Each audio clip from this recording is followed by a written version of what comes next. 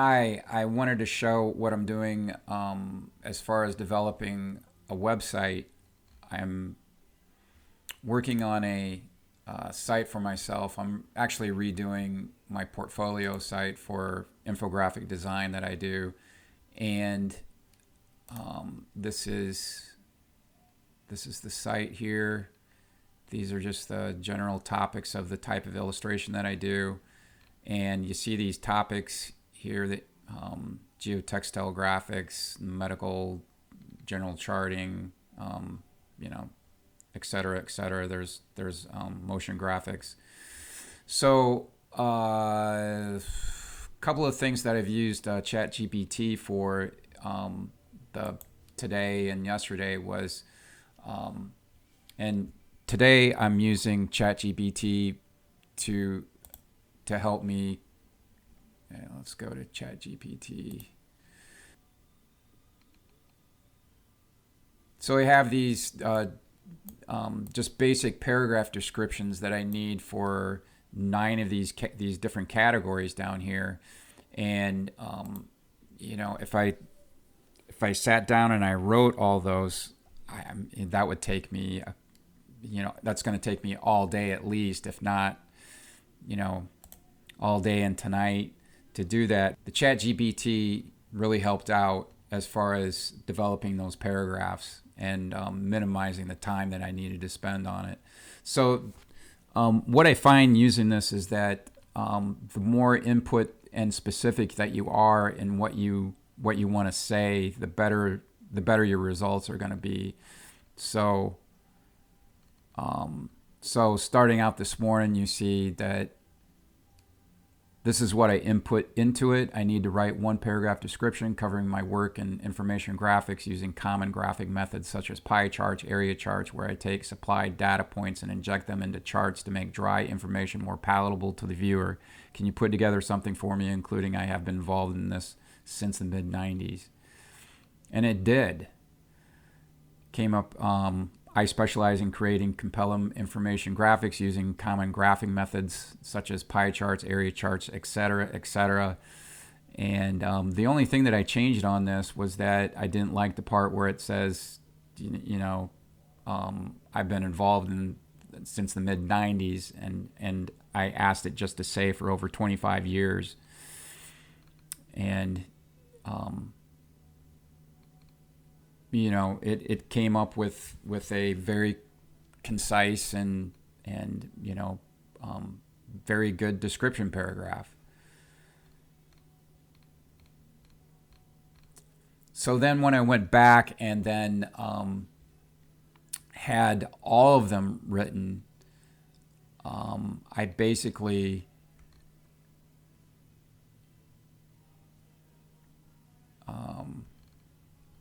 what was that one? Oh, that's for the charting, and then I did another one for the geosynthetic and geotextile industry. So I'm gonna go back down here to. So I individually did those 2, the charting and graphs and the geotextile industry explainer paragraphs. But then I come back here at the end, and I am going to ask it for basically taking the information that I'm asking for in those first 2 explainer paragraphs, and then additionally I break out the other sections. So the way that I detailed it out, I tell them the type of what the subject matter is, healthcare graphics. This number 1, healthcare graphics, the companies and institutions that I've worked for, kind of general. I included anything different about that topic that was different from the previous 2, and so on and so on. And then it came up with these. So, and really, I mean, the only I was pretty specific, like as far as the kind of detail and what I do, and it just kind of takes that information and it writes it in a very clear and concise manner, and in the past, like when I was using this to help write stuff, I mean, the more information that you input into it, the more focus it's going to be. It has a tendency to it, it if you don't give specific detail in what you want, it just kind of guesses at what you want. So I was pretty happy in what I came out with, and actually, the only here in this last part, I'm going over some changes that I wanted, and I'm just saying, like in the number one health graphics where it says helping them get grant papers accepted and published. I didn't want to just focus on, I'm just working on people that are doing grant papers, and I say these graphics are for grant paper or often getting published in medical journal or sometimes for patient to doctor information material. So then it came up with a very good. And then also in that, I asked for keyword meta tags for all these categories for the pages, and it did. And I don't have to write those either. It's really saving me a lot of time, but like I was very focused on what I want. And actually, like these keywords, if I was an SEO professional, I would probably hone those a lot more. I'd probably put more input into it, but I'm not an SEO person, and I really don't. I really am not knowledgeable enough to do that. But basically, it's giving me workable keywords that I can just plug in there, and I don't have to sit there and write those and think about it too much. So it's really saving me a lot of time on this. And then when I go back and look at some other things that it's helped me do, let me go back. So I have this menu at the bottom that I wanted to. None of the portfolio pages that were offered in the template package had anything like this, and I wanted to have a responsive menu at the bottom, with these visual tabs. And so I had to develop my own, and I used ChatGPT to do that. Okay, so right here, this is some stuff that I was asking yesterday. This is at the beginning of the process where I'm asking ChatGPT what would the CSS code be for a single row with 9 image windows that do not break and resize to a window width. Would also need the responsive code that makes the windows stack on top of each other at 80% width. So it came up with this. That was the code. And what I would do is I just grab the code and then add the image links into that code, and then I would place it on the page, and then just see how it worked. Let's go here. So after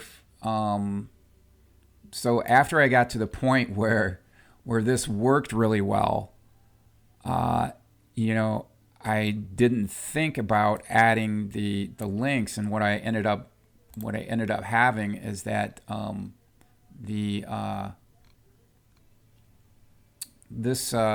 A code that's referenced, that I forget what that tag is called, the A tag, but the A tag was referring to an embedded CSS that is inside this template. It is one of these embedded CSS codes, and I couldn't figure out where it was coming from and how to fix that. That gets a little deep, and it's kind of beyond me to go into these custom style sheets and find that code. I've done that before, but I just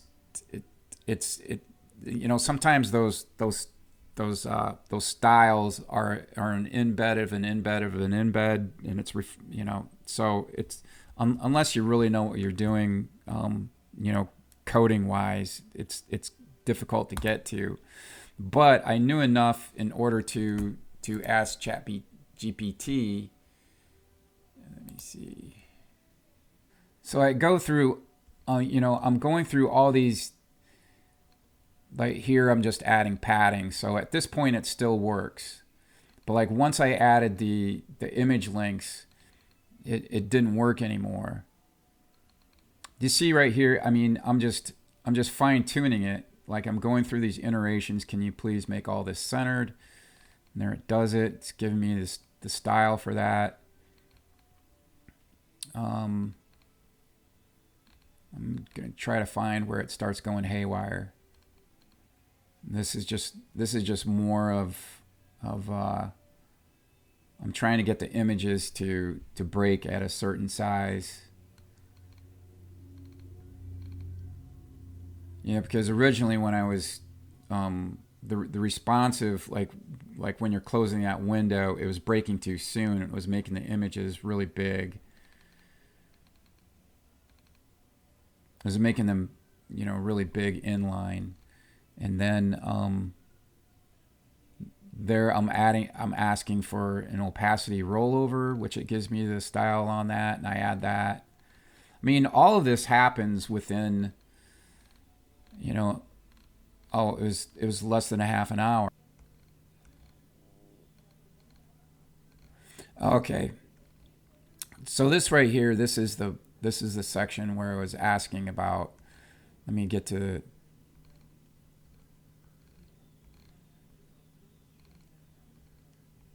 So looks like I was asking something about an iframe question there, and then let me get down to where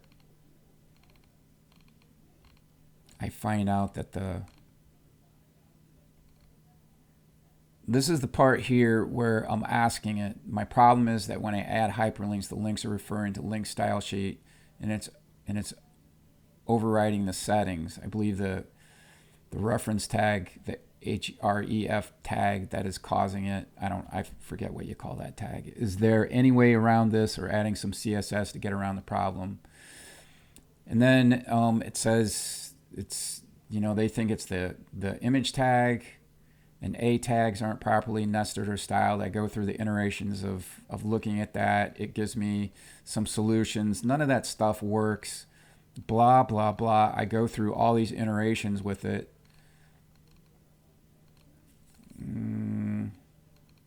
See, I'm asking, and I narrow it down that it's that A tag that's causing the problem. How could I override that? And it's giving me some, none of this stuff works.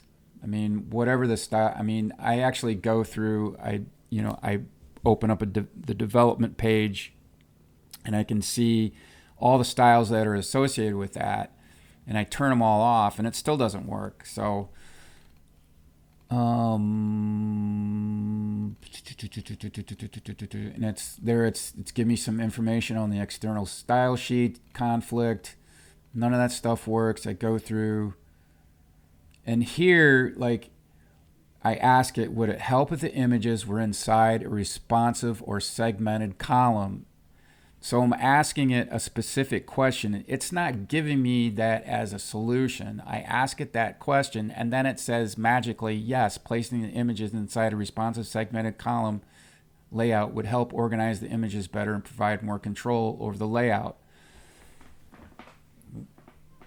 So if I didn't know that, or have any experience with that, I wouldn't have been able to ask that question and for it to give me that answer. And once I ask that, and it gives me an example of some of the text and the associated style that responds to that, it works. Everything magically works, and I was able to get through that. So